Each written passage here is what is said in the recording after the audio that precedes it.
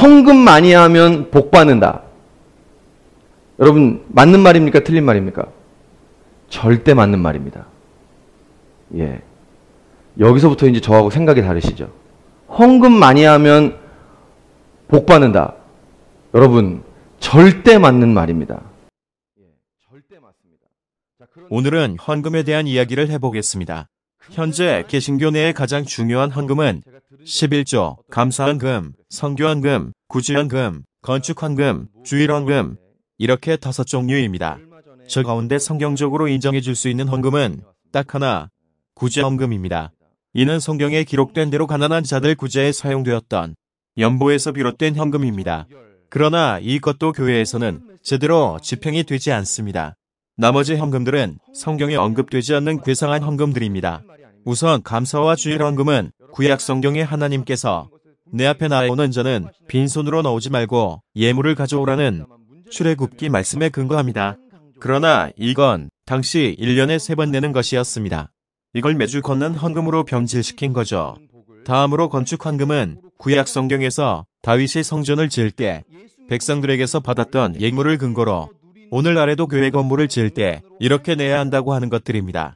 예수님께서도 요한복음에서 눈에 보이는 성전을 헐고 자기 자신이 성전이 되시겠다고 선언한 마당에 구약의 성전을 다시 짓는다고 헌금 내라는 것은 성경에 반하는 것입니다. 더 중요한 것은 성경은 교회를 그리스도를 믿는 성도들의 공동체라고 정의하고 있다는 것입니다. 건물은 거룩한 것도 신성한 것도 아닙니다. 물론 성도들이 모여서 예배하는 장소는 있어야겠지만 무슨 부동산 건축업자들도 아니고 허구한 날 멀쩡한 건물 때려 부수고 또 짓고하는 어리석은 행위에 헌금을 사용하는 것은 오히려 더 비성경적인 것이 되겠습니다. 현재 개신교가 의무적으로 부과하는 헌금의 모든 명목들은 그 자체로 이미 성경과는 상관없는 잘못된 것들입니다. 현재의 헌금 제도는 그 자체로 문제가 많습니다. 헌금을 걷어서 어디다 사용하는 가는 2차적인 문제입니다.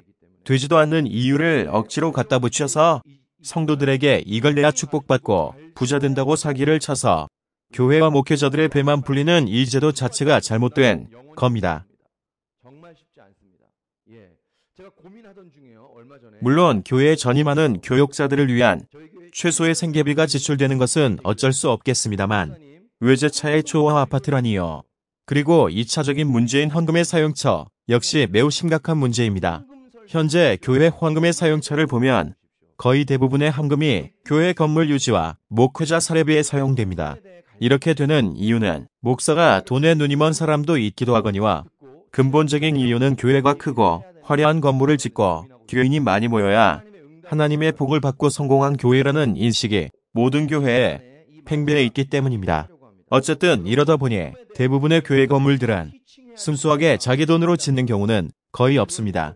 건축 비용의 대부분을 은행에서 대출받아서 장기 상환하는 식으로 하는 거죠. 그리고는 외부의 우리 교회가 하나님에게 복받아서 이렇게 컸다고 광고하고 그걸 보고 성도들이 모여듭니다. 거기서 나오는 헌금으로 대출금을 갚겠다는 일종의 기업 마케팅이죠. 한 달에 최소한 수백만 원 많게는 수천만 원을 갚아나가려면 온갖 명목의 헌금을 거둘 수밖에 없는 것이 작금의 교회의 현실입니다. 또 이 건물을 유지하고 보수하는데 들어가는 비용 역시 만만치 않죠. 이래서 한국 교회는 헌금을 강요할 수밖에 없는 형국이 됩니다. 쉽게 말하면 남들에게 허세 좀 부리기 위해 없는 살림에 빚내서 외제차에 아파트 샀는데 이 대출금 갚느라 뼈가 빠지고 가족들을 위해서는 아무것도 쓸 것이 없는 것과 같은 이치입니다. 예배는 학교 강당이나 구청의 회관 같은 데 빌려서 일주일에 한 번 예배 드리면 족합니다. 잘 들어보십시오. 이게 왜 중요한가? 여러분, 결국 이 세상의 왕은 돈입니다.